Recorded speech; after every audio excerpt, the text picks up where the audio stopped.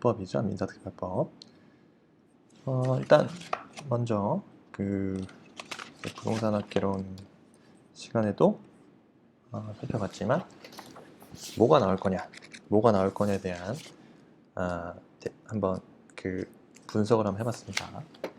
기본적으로 10년치 민법 및 민사특별법에서 보면 민법 총칙에서 한 20% 나오고요. 24% 정도 나오고 물권법이 제일 높습니다. 35% 정도. 그 다음에 계약법에서 한 24%, 민사 특별법에서 한 15% 나와요. 그래서 민법 총칙은 작년 한 2문제에서 4문제 사이로 나오고요. 주로 이제 아니죠. 10문제 정도 나오죠. 제가 민법 총칙에서 한 10문제 정도 나옵니다. 10문제. 그 중에서 한 대리 문제가 한 4, 5문제 정도 나왔네요. 작년에 대리가 제일 많이 나왔습니다. 대리 부분 출제 비중이 가장 높고 그래요. 난이도도 높았죠. 30회. 그래서 사례 문제에 대한 대비. 사례. 이건 사례형이 이제 주로 나온다는 거고 민법, 판례집 등등으로 판례에 대한 깊이 있는 이해가 반드시 선행되어야 된다. 민법 총칙이 그렇습니다. 그래서 물권법 같은 경우는 담보물권 그죠? 비중이 가장 높죠. 그래서 전체 한 15문제 정도 나옵니다. 시험에서. 그리고 저당권 중심. 그래서 효력, 범위와 성립 요건 등등에 대한 이해가 중요하고요. 계약법은 24% 정도 나오는데 한 10문제 정도, 작년에 한 10문제 정도 항상 꾸준히 나옵니다. 그래서 계약법 총론이 그 중에서도 절반 이상 나오고요. 4, 5문제 정도 나옵니다. 계약법 총론에서는 역시 그 계약의 성립과 관련된 문제죠. 동시행항변이라든가 위험부담 관련된 사례 문제가 나오죠. 그다음 민사특별법 같은 경우는요. 민사특별법, 주택임대차, 그다음 부동산, 실권리자, 명의 등기에 관한 법률 등의 비중이 높습니다. 그래서 항상 5문제 정도씩 나오고요. 5에서 6문제 정도. 이 주택임대차 보호법, 부동산 실권리자 등기에 관한 법률에 관한 법조문, 판례, 결론 이런 문제가 대부분이죠. 자, 이에 대한 대비 필요합니다. 그래서 주택임대차보호법, 상가건물임대차보호법, 집합건물 소유 및 관리에 관한 법률, 가등기 담보에 관한 법률, 그다음에 부동산 실권리자 명의 등기에 관한 법률 등등 각 한 문제씩 해서 5문제가 나옵니다. 됐습니다. 그래서 이렇게 정리하시면 되고요. 최근 기출문제 계속 풀어보도록 하겠습니다. 자, 문제 1번이요. 점유자와 회복자의 관계에 관한 설명으로 틀린 문제. 틀린 문제요. 1번. 점유물의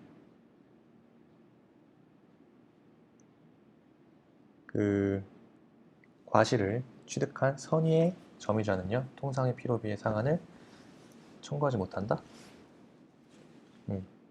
그건 맞는 지문이죠. 다음, 악의의 점유자가 책임 있는 사유로 점유물을 멸실한 때 현존이익 범위가 아니라 손해 전부를 배상해야 되죠. 손해 전부 배상해야 된다. 악의의 점유자는 받은 이익에 이자를 붙여 반환하고요. 그 이자의 이행지체로 인한 지연 손해금까지 지급하여야 하죠. 유익비는 점유물의 가액 증가가 현존한 때 한해서 상환 청구할 수 있고요. 유익비 상환을 위하여 상당한 기간 허용한 경우 유치권 성립하지 않습니다. 자, 문제 2번이요. 을명의의 소유권 이전 등기 청구권 보존에 가등기가 맞춰진 갑소유의 X건물에 대해서 병이 경매를 신청하였습니다. 경매 절차에서 매각 대금을 완납한 정명의의 X건물 소유권 이전 등기가 맞춰졌고요. 자, 매각 대금이 병에게 배당되었습니다. 다음 중 설명 틀린 것은?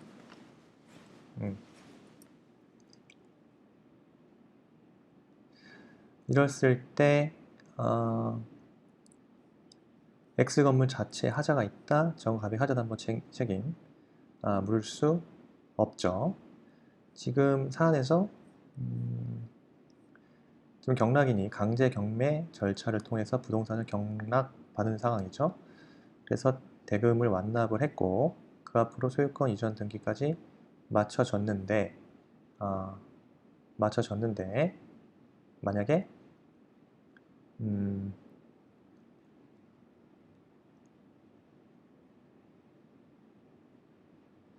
경매 절차가 무효이다. 만약에 이러한 강제 경매 절차에 기초가 된 채무자 명의의 소유권 이전 등기가 원인 무효인 경우 이때 경매 부동산에 대한 소유권을 취득하지 못하게 된 경우 이와 같은 강제 경매는 무효죠. 그래서 경락인은 경매 채권자에게 경매 대금 중 금액에 대한 부당이득 법리에 따라 반환 청구할 수 있고요. 그러니까 경매 절차가 무효인 경우 정은 병에게 부당이득 반환 청구는 할 수 있습니다. 근데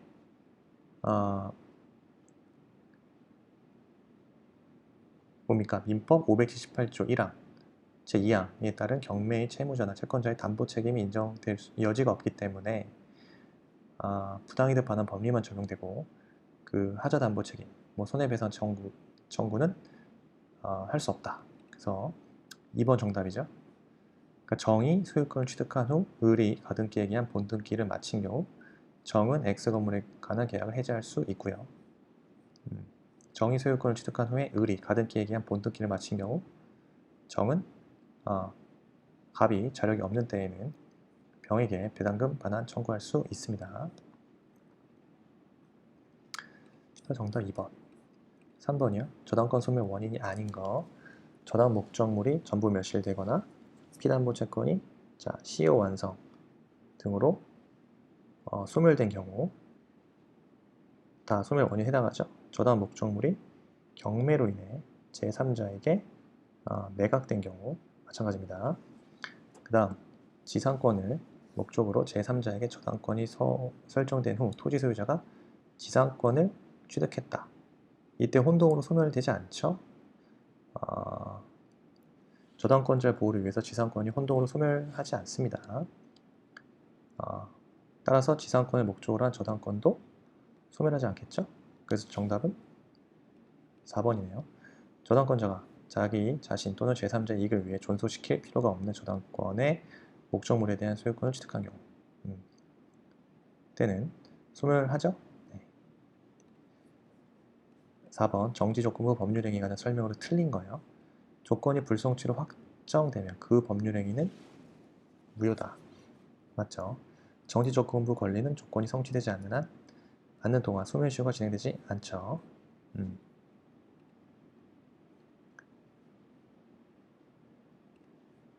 그 다음에 조건 성취가 미정인 권리는 일반 규정에 의하여 처분할 수 있고요. 조건 성취의 효력은 원칙적으로 법률행위가 성립한 때, 법률행위가 성립한 때가 아니라 조건이 성취한 때부터 효력이 발생하죠. 틀렸습니다. 소유권 유보부 약정이 있는 경우 특별한 사정이 없는 한 매매대금 전부의 지급이라는 조건이 성취될 때까지 매도인의 목적물이 소유권을 부여한다. 맞는 지문입니다. 다음 임대인과 임차인 사이 약정으로 유효한 것은요. 임대인 동의 없이 임차권을 양도할 수 있도록 하는 약정. 지금 임대인의 동의 없이 임차권을 양도할 수 있도록 하는 약정은 임차인에게 불리한 약정으로 볼 수 없죠. 그래서 편면적 강행 규정에 해당하지 않기 때문에 임차권 양도할 수 있도록 하는 약정 유효합니다. 네.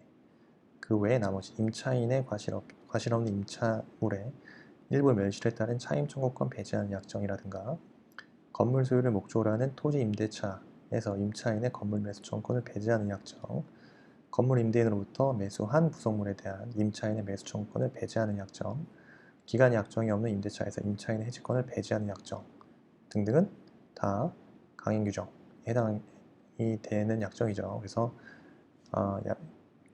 배제한 약정 자체는 강행 규정 위반으로 유효하지 않죠. 정답은 1번. 시효 취득할 수 없는 거. 저당권이죠? 네.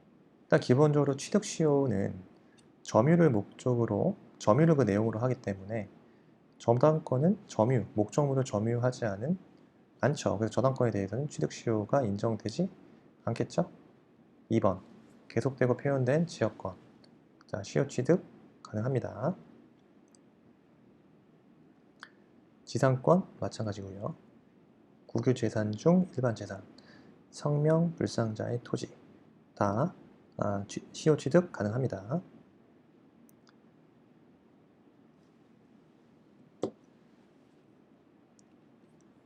자, 7번이요.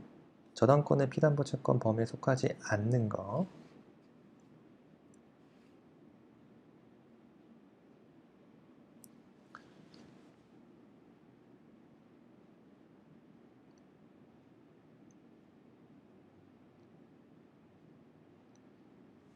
자, 1번 원본 당연히 속하죠. 위약금, 저당권 실행 비용, 저당 목적물의 하자로 인한 손해배상금, 원본의 이행기일을 경과한 후 1년분의 지연배상금.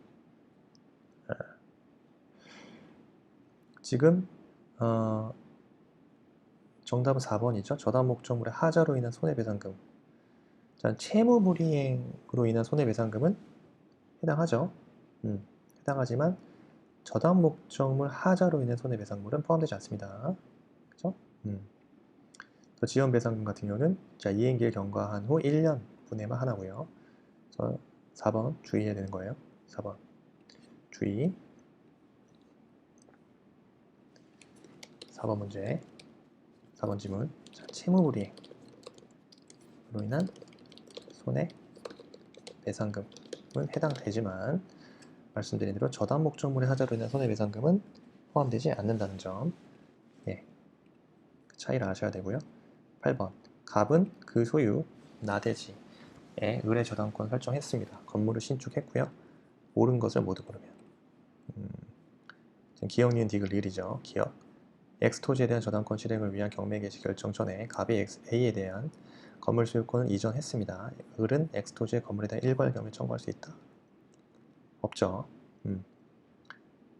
지금 일괄 경매 청구를 행사하기 위해서는요, 기본적으로 저당권 설정자가 그 건물을 축조하고 소유하고 있어야 됩니다.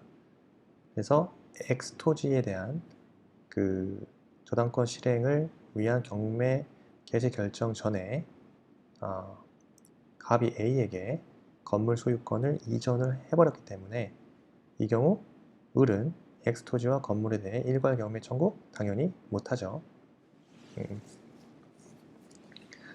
1번 틀렸고요. 2번 을의 저당권이 실행이 되었고요. B가 X 토지를 매수하고 매각 대금을 다 낸 경우 갑은 법정 지상권을 취득한다? 아니죠. 2번 같은 경우도요. 법정 지상권 성립 요건이겠죠? 2번 질문에서 법정 지상권이 성립하기 위해서는요. 일단 저당권 설정 당시에 토지 위에 건물이 존재해야겠죠? 존재해야 됩니다. 그래서 사안에서 저당권 설정, 사안에서 저당권 설정 당시에 토지 위에 건물이 없었죠? 부존재했습니다. 따라서 을의 저당권이 실행되어 B가 X 토지를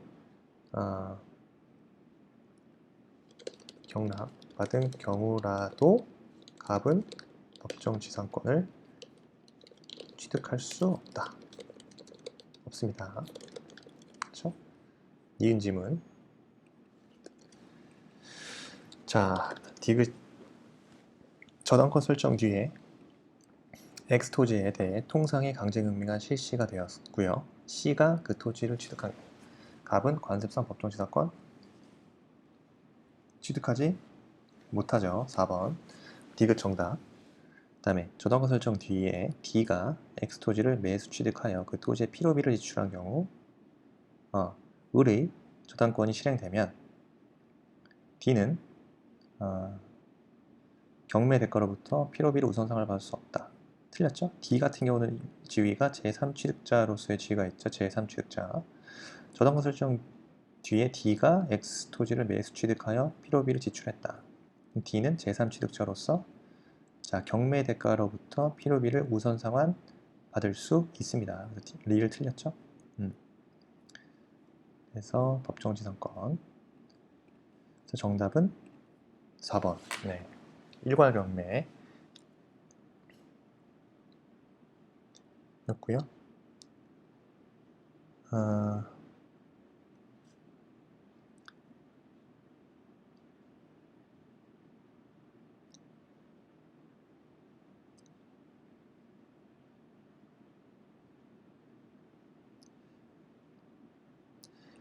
다음 문제 볼까요? 유치권의 소멸사유가 아닌 거예요. 유치권의 소멸사유가 아닌 거.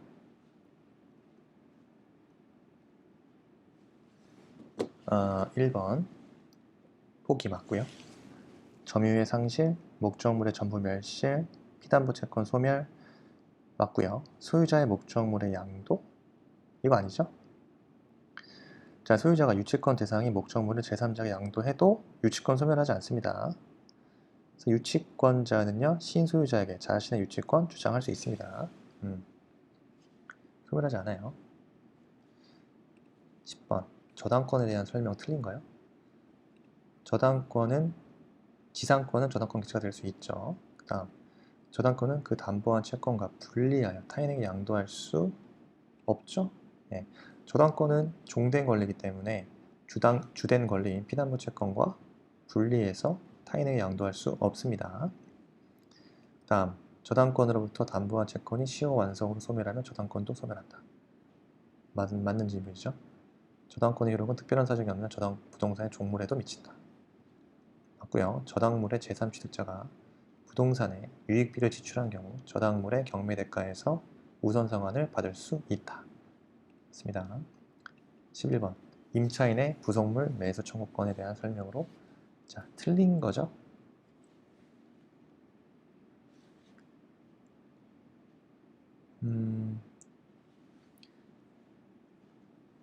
토지 내 건물의 임차인에게 인정된다.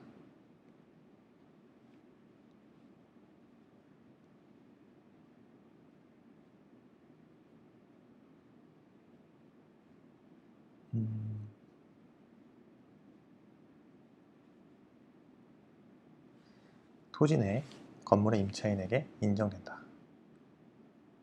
틀린 거죠. 임차인의 부속 매수 청구권은 건물 내지 공작물의 임차인에 대해서만 토지 내지 건물의 임차인이 아니라 건물 내지 공작물 임차인에 대해서 인정됩니다. 그래서 토지에 대한 임차인, 토지 임차인에게 인정되지 않아요. 1번이 틀렸네요. 나머지 임대인으로부터 매수한 물건을 부속한 경우에도 인정되고요. 적법한 전차인에게도 인정되고 이를 인정하지 않은 약정으로 임차인에게 불리한 것은 효력이 없고요. 오로지 임차인의 특수 목적을 위해 부속된 물건은 매수 청구의 대상이 아닙니다. 자, 갑은 자신의 토지를 을에게 매도하면서 대금을 을이 갑의 의무이행과 동시에 병에게 지급하기로 약정했고요. 병은 을에게 수익의 의사표시를 했네요. 틀린 거요. 병은 을의 채무불이행을 이유로 갑과 을의 매매계약을 해지할 수 없죠. 갑과 을의 매매계약이 적법하게 취소됐다? 그 병의 급부청구권도 당연히 소멸하겠죠. 갑이 을에게 이건 제3자를 위한 계약하는 거죠. 갑이 을에게 매매계약에 따라 이행을 하지 않더라도 을은 특별한 사정이 없는 한 병에게 대금 지급을 거절할 수 없다. 지금 3번 같은 경우가 중요한 쟁점이죠. 정답인데요. 지금 낙약자는요. 지금 을이 낙약자 입장에서 낙약자는 자, 요약자와의 관계 기한 항변으로 수익자에게 대항할 수 있습니다. 대항할 수 있어요. 그러니까 보상관계에 기초한 항변권이죠. 따라서 갑은요, 을에게 매매 계약에 따른 이행을 하지 않은 경우, 그죠? 당연히 을은 어떻게 됩니까? 특별한 사정이 없는 한 병에게 대금 지급 거절할 수 있다는 거죠. 그래서 이거는 뭡니까? 보상관계에 기초한 자, 항변권 인정이 됩니다. 나역자에게. 그래서 3번 지문 틀렸고요. 병의 수익 의사 표시를 한 후에는 특별한 사정이 없는 한 갑과 을의 합의에 의해 병의 권리를 소멸시킬 수 없다. 맞죠? 병의 대금을 수령하였으나 매매 계약이 무효인 것으로 판명됐다. 특별한 사정이 없는 한 을은 병에게 대금 반환을 청구할 수 없죠. 13번이요. 자, 갑은 2015년 10월 17일 경매 절차가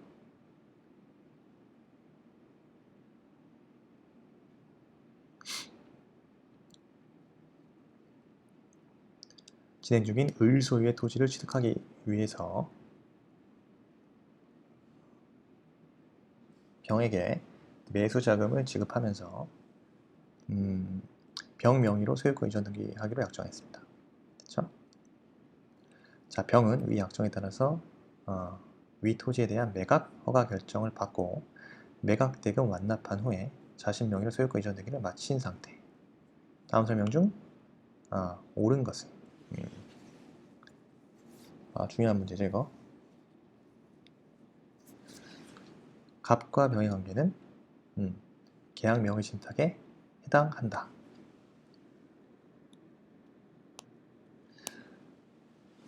계약 명의 신탁에 해당한다. 맞죠? 이 지문 1번 기억 지문 맞는 지문입니다. 부동산 경매 절차에서 부동산을 매수하려는 사람이 매수 대금을 자신이 부담하면서 타인 명의로 매각 허가 결정을 받기로 하여 타인이 경매 절차에 참가하여 매각 허가를 받은 경우 그 매수 대금을 부담한 사람과 이름을 빌려준 사람 사이에는 법률 관계는 명의신탁 관계에 해당하죠. 그래서 계약 명의신탁 관계에 해당합니다. 디귿 볼 거예요. 디귿 갑은 병에 대해서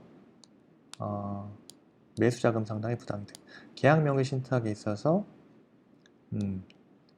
그 명의수탁자가 명의신탁자에게 반환해야 될 부당이 대상은요, 매수자금이라고 말씀드렸죠. 매수자금. 그래서 매수자금 상당의 부당이 반환 청구할 수 있고요. 당연히 기업과 디귿은 같이 가는 거죠. 니은 갑과 병의 명의신탁 약정 사실을 을이 알았다면요, 병은 토지의 소유권을 취득하지 못한다. 아니죠. 경매 목적물의 소유가 명의신탁 약정 사실을 알았더라도 명의인의 소유권 취득은 무효로 되는 것이 아니죠. 자, 니은은 틀렸습니다. 정답은 디귿이죠. 자, 복대리에 관한 설명으로 틀린 거요. 복대리는 본인의 대리인 맞죠? 자, 임의 대리인이 본인의 승낙을 얻어서 복대리인을 선임한 경우 본인에 대하여 그 선임 감독에 대한 책임이 없다? 선임 감독 책임이 없지 않습니다. 있습니다. 그래서 임의 대리인이 본인의 승낙을 얻어서 복대리인 선임한 경우에도 본인에 대해서 선임 감독에 대한 책임이 있습니다. 자, 대리인이 복대리인을 선임하고 사망했어. 특별한 사정이 없나 그 복대리권도 소멸하겠죠. 복대리인 대리 행위에 대하여 표현 대리에 관한 규정 적용될 수 있겠죠. 법정 대리인은 부득이한 사유가 없더라도 복대리인을 선임할 수 있습니다. 그렇죠? 계약 성립에 관한 설명 중 틀린 것. 자, 청약은 그에 대한 승낙만 있으면요, 계약이 성립하는 구체적 확정적 의사 표시여야 한다. 맞고요. 구체적 확정적 의사 표시. 아파트 분양 광고는 청약의 유인의 성질을 갖는 것이 일반적이죠. 당사자 간에 동일한 내용의 청약이 상호 교차됐어. 양 청약이 상대방에게 발송한 때 계약이 성립한다? 아니죠. 당사자 간에 동일한 내용의 청약이 상호 교차됐다. 양 청약이 상대방에게 발송한 때가 아니라 도달한 때 계약 성립합니다. 4번 승낙자가 청약에 대해서 조건을 붙여 승낙한 때 청약의 거절과 동시에 새로 청약한 것으로 보죠. 청약자가 미리 정한 기간 내에 이 일을 하지 아니하면 승낙한 것으로 본다는 뜻의 청약 시 표시하였더라도 이는 특별한 사정이 없는 한 상대방을 구속하지 않습니다. 상민관계에 관한 설명으로 틀린 거예요. 1번 설치된 경계표는 원칙적으로 상민자의 공유로 추정한다. 맞고요. 토지 소유자는 이웃 토지로부터 자연히 흘러나오는 물을 막지 못한다. 토지 소유자는 첨화물이 이웃집에 직접 낙하하지 않도록 적당한 시설을 해야죠. 4번 건물을 축조함에 특별한 관습이 없으면 경계로부터 그 건물의 가장 돌출된 부분까지 반 미터 이상의 거리를 둔한다. 0.5m, 반 미터. 맞죠? 토지의 경계에 담이 없는 경우, 특별한 사정이 없는 한 인접지 소유자는 공동비용으로 통상회담을 설치하는데 협력할 의무가 있죠? 없는 게 아닙니다. 토지 경계에 담이 없다, 특별한 사정이 없는 한 인접지 소유자는요, 공동비용으로 통상회담을 설치하는데 협력할 의무가 있다고 보는 것이 판례 입장입니다.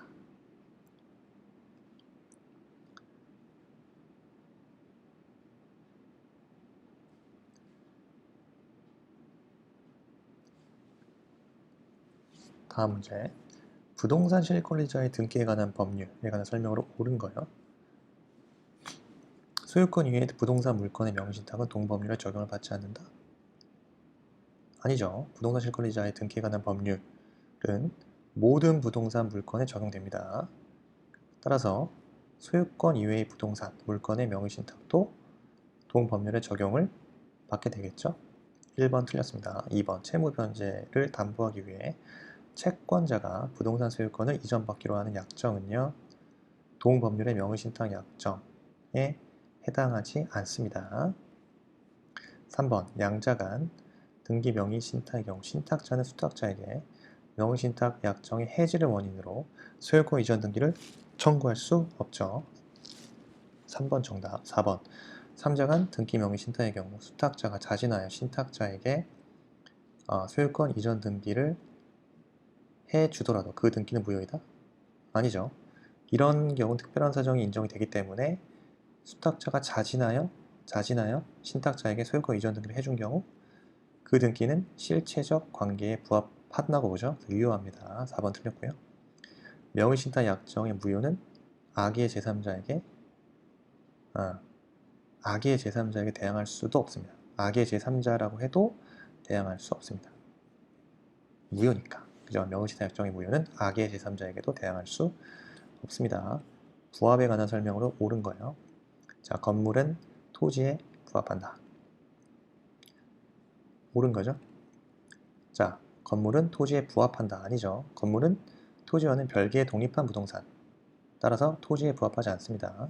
2번, 정당한 권한에 의하여 타인 토지에서 경작 재배한 농작물은 경작자의 소유로 토지에 부합한다? 안 한다. 경작자의 소유로 봅니다. 토지에 부합되지 않습니다. 3번, 건물에 부합된 중축 부분이 경매 절차에서 경매 목적물로 평가되지 않은 때 매수인은 그 소유권을 취득하지 못한다? 틀렸죠. 건물의 중축 부분이 기존 건물에 부합을 하게 되면요, 부합된 중축 부분에도 효력이 미칩니다. 민법 358조에 따라서 기존 건물에 대한 그 경매 절차에서 경매 목적물로 평가되지 아니하였다고 해도요, 경락인은 부합된 중축 부분의 소유권을 취득하게 됩니다. 3번 틀린 질문이고요. 4번 토지 임차인의 승낙만을 받아서 임차 토지에 나무를 심은 사람은요, 다른 약정이 없으면 토지 소유자에 대하여 그 나무의 소유권을 주장할 수 없죠. 정당한 권한이 있기 때문입니다. 네. 정당한 권한이 없기 때문입니다. 그래서 토지 임차인의 승낙만을 받아서 그 임차인의 그 승낙만을 받아서 토지에 나무를 심은 사람은 다른 약정이 없으면 토지 소유자에 대하여 정당한 권한이 없기 때문에 특별한 사정이 없는 한 그 나무의 소유권 주장할 수 없습니다. 따라서 나무는 어떻게 됩니까? 토지에 부합돼 버리기 때문에 그 소유 자체가 토지 소유자의 소유가 돼버립니다. 그래서 정당한 권한이 있다. 정답은 있다고 보면 안 됩니다. 내가 심었다고. 부합돼 버립니다. 부합. 그래서 4번 정답이에요. 4번이 정답입니다. 5번. 매수인이 제3자의 도급계약에 따라 매도인에게 소유권이 유보된 자재를 제3자의 건물에 부합한 경우 매도인의 선의 무과실은 제3자에게 보상을 청구할 수 있다. 있나요? 틀렸죠? 매도인은 선의 무과실을 제3자에게 보상을 청구할 수 있다?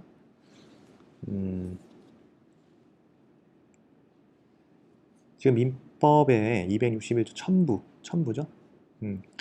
첨부로 법률 규정에 의한 소유권 취득이 인정되는 경우 손해를 받은 자는 부당이득에 관한 규정에 의해 보상 청구할 수 있다 라고 규정하고 있습니다.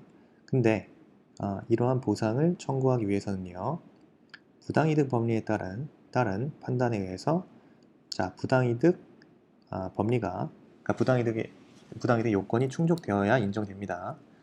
따라서 매도인에게 소유권이 유보된 자재가 제3자와 그 매수인 사이에 이루어진 그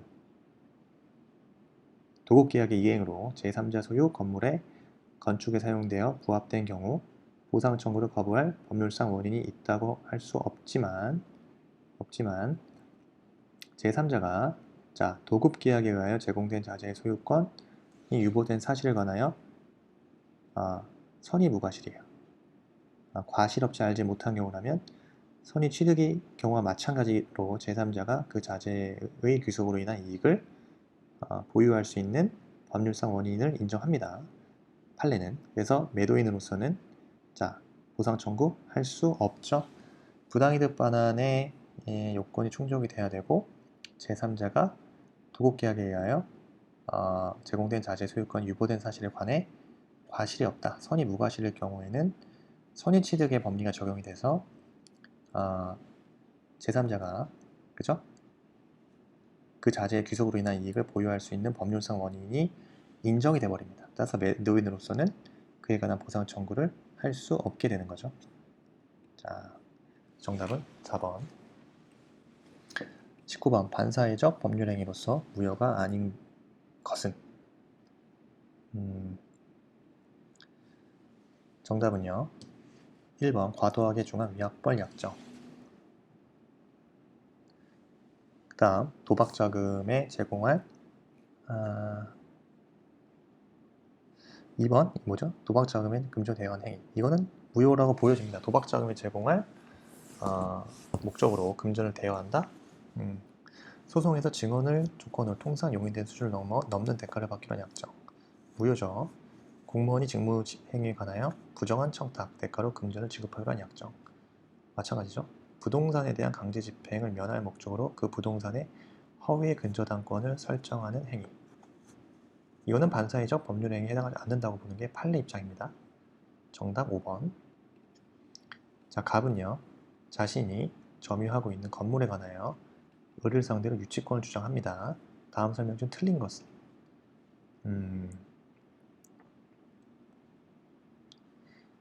1번. 갑이 건물을 수급인으로서 소유권을 갖는다면 갑의 유치권은 인정되지 않는다. 맞고요. 갑이 건물의 점유에 관한 성간주의 의무를 위반했다.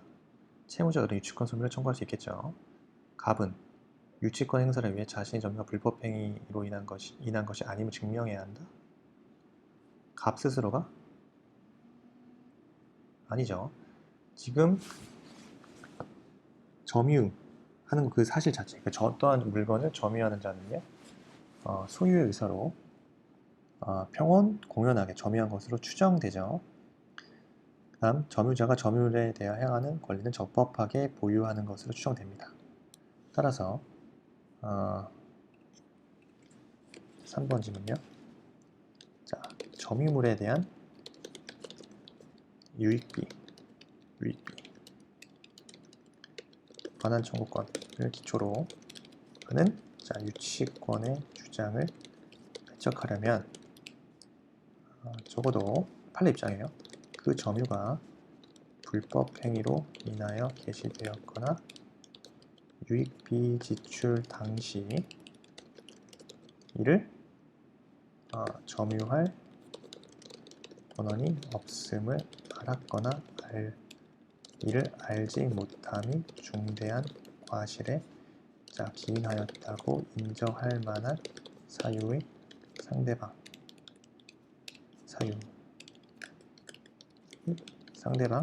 이를 상대방 당사자가 입증한다. 있어야 한다. 이렇게 말하거든요. 그러니까 상대방의 주장 입증 책임이 있는 거예요. 뭐를 입증 책임을 하느냐? 그 점유가 불법 행위로 인하여 개시되었거나 유익비 지출 당시 이를 점유할 권한이 없음을 알았거나 알지 못함에 중대한 과실에 기인하였다고 인정할 만한 사유를 입증해야 돼요. 그래서 갑 자체가 유치권 행사를 위해서 상대방이 입증해야 되는 거예요. 갑 유치권자인 점유권자인 갑 자신이 자신의 점유가 불법 행위로 인한 것이 아님을 증명해야 한다. 틀린 지문이죠.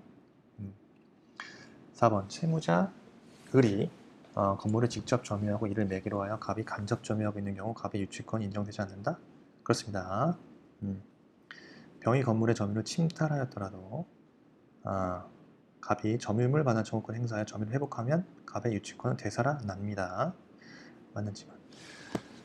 네, 일단 오늘은 이번 시간 여기까지 하겠습니다. 자, 1세트 마무리했고요. 남은 세트도 화이팅 하시죠. 수고하십시오. 감사합니다.